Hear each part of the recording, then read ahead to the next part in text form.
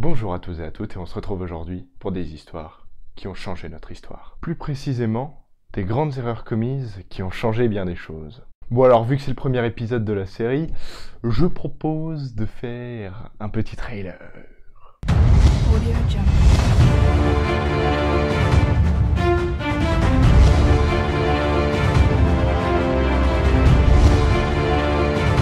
Audio Jungle.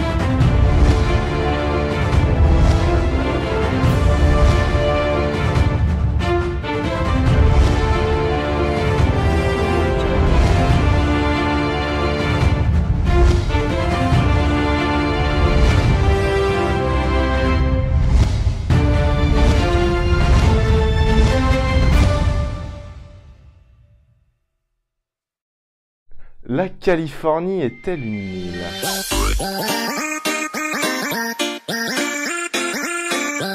Oui, vous ne rêvez pas. La Californie, cet état-là, a bien été considérée comme une île pendant plus de 200 ans. Oui. En fait, tout cela venait à la base des Espagnols, qui, à sa découverte, étaient séparés du continent par la Mare California, et aucun de ces explorateurs n'a pensé à faire le tour de l'île. Mais bon, cela a quand même mis plus de 200 ans avant d'être découvert. 200 ans quoi, je sais pas si vous vous rendez compte, mais ça fait beaucoup. Il aura quand même fallu attendre jusqu'en 1776 pour découvrir cette énorme erreur. C'est Juan de Anza, un explorateur espagnol, qui a marché du Texas à la Californie pour démontrer cette énorme erreur. Mais au monde entier, quoi. Pour montrer simplement que la Californie est rattachée au continent. On est quand même là-dessus. Oui, bon, j'ai remarqué que dans la première partie de la vidéo, j'étais pas très bien cadré.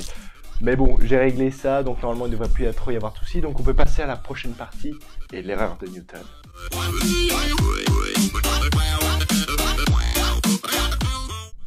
Isaac Newton. Le fameux Isaac Newton, reconnu dans un peu tous les domaines tels que la physique, les mathématiques, et en astronomie pour sa fameuse loi de la gravité, a bien commis une erreur. Et c'est autre qu'un simple étudiant du nom de Robert Garisto, lui, a découvert ses erreurs 300 ans plus tard. En effet, il a remarqué une erreur dans l'équation de Newton permettant de découvrir la masse de la Terre. En fait, c'est tout simple. Newton, dans ses calculs, a utilisé 10,5 secondes au lieu de 11.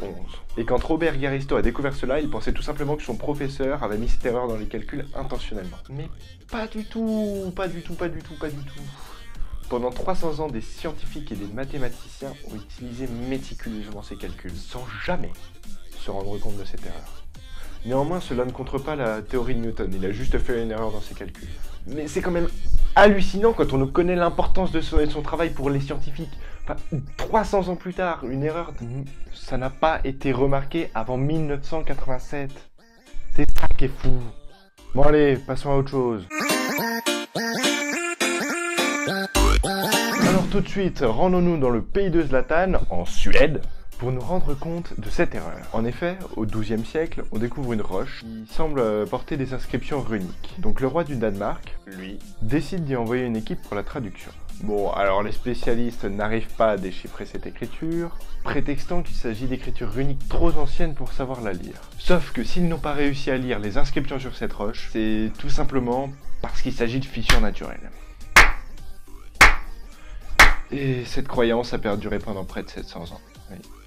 Ce n'est qu'au XVIIe siècle qu'un collectionneur danois, Hallworm, tenta de déchiffrer les écritures, affirmant qu'il s'agissait d'un seul mot, Lund, le nom de la ville du sud de la Suède. Puis dans les années 1800, un chercheur islandais, Finnur Magnusson, qui deviendra célèbre pour ses fameuses écritures. Selon lui, il s'agit d'un poème épique racontant la vie de Harald Warthus, qui réussit à vaincre le roi de Suède au 8e siècle. Donc la Suède décida d'envoyer une équipe d'experts pour confirmer la découverte de Magnusson. Et leur conclusion, il ne s'agit donc pas d'écriture runique, mais juste de fissures apparues au cours des années. Il a quand même fallu 700 ans pour découvrir cela. Mais bon, mieux vaut tard que jamais. Bon voilà, j'espère que cet épisode moteur vous a plu. En attendant, n'hésitez pas à me retrouver sur les réseaux sociaux. Bonne continuation à vous, et que la cause soit avec vous.